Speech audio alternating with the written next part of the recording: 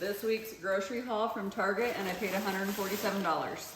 Okay, we will start with bag number 1, and then at the end, I'm gonna tell you what meals I'm gonna be making with all this food.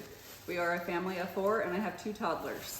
So I got some green onions, bell peppers, cucumbers, some tater tots, bread because my toddlers like sandwiches, strawberries, grapes, some chicken sausage, green beans, corn, some peas and carrots, next group of bags. We got some deli meat, some half and half for my coffee, cottage cheese to add to some eggs to up my protein, butter because I want to do some baking this week, some ground beef, big thing of chicken, dragon fruit, mangoes, parchment paper, a little cooking brush, some binkies for my toddler, cheese, more cheese, more cheese, and more cheese. One more thing in here.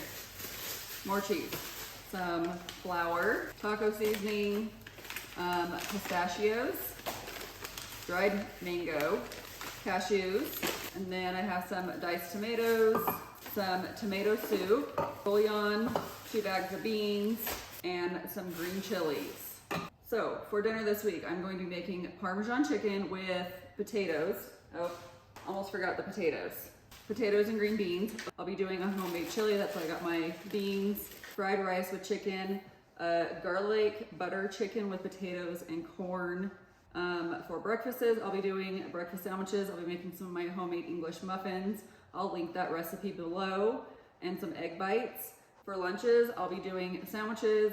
I got some tomato soup, and I'll be making some of my sourdough bread, and we'll be doing grilled cheeses with that. I'll link the sourdough bread recipe below too. And I think that's it. Otherwise, we'll have like leftovers for lunches too. If you like grocery hauls like this, definitely make sure you give me a thumbs up, comment below, make sure you are subscribed, and then join me for more recipe videos or grocery hauls.